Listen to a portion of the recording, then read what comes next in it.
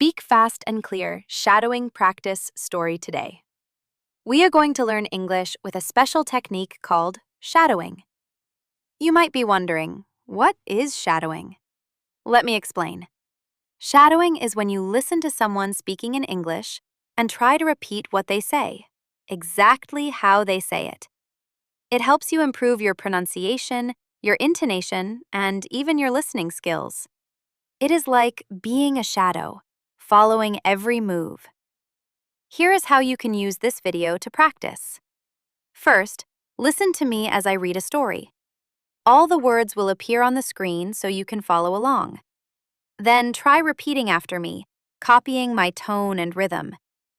It is okay if you do not get it perfect the first time. Practice makes progress. Before we begin, I want to tell you why I chose this story.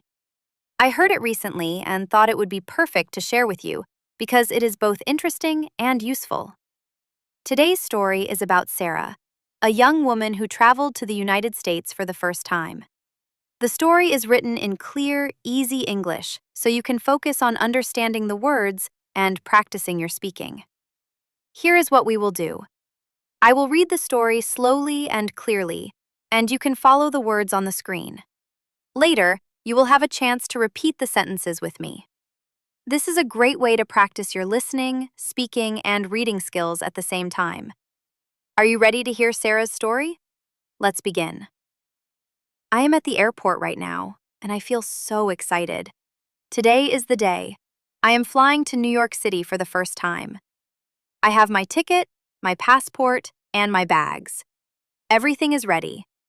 I arrive at the check-in desk and hand my ticket to the lady. She smiles and says, "Here is your boarding pass. You are in seat 17C. Have a good flight." "Thank you," I say.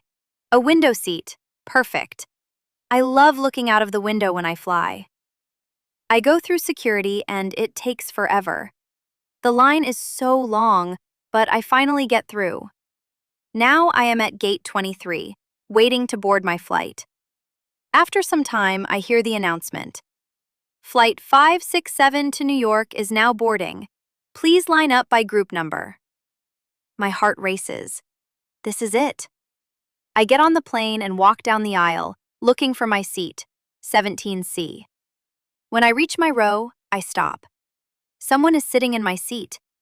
It is a man in a blue jacket, and he is looking out of the window.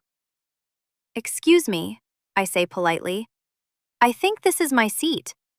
He looks up, surprised. "Oh, really? Let me check my ticket." He pulls out his ticket and looks at it carefully. "My ticket says 17B, he says. "I am sorry."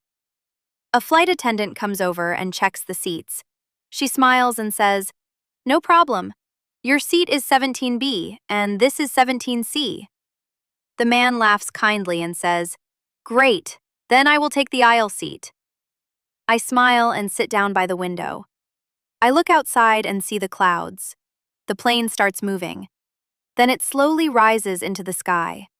The city becomes smaller and smaller, and the clouds look soft and white. This is my first time flying to New York, and I cannot believe it. The man beside me turns and says, "Are you visiting the city for the first time?"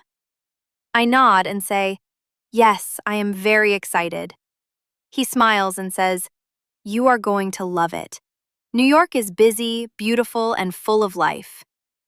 We talk for a while, and I begin to feel calm. At first, I was nervous, but now I feel happy and ready for this new adventure. As the plane flies through the sky, I realize something important. Sometimes, the best journeys begin with small surprises. Sometimes, one kind person can make a big difference. And sometimes, a little courage is all you need to begin. When the plane finally lands, I take a deep breath and smile. My new life in New York is about to begin, and I am ready. Thank you for listening. Now it is your turn to repeat the story, sentence by sentence. Shadow after me and speak clearly and confidently. Fluent English.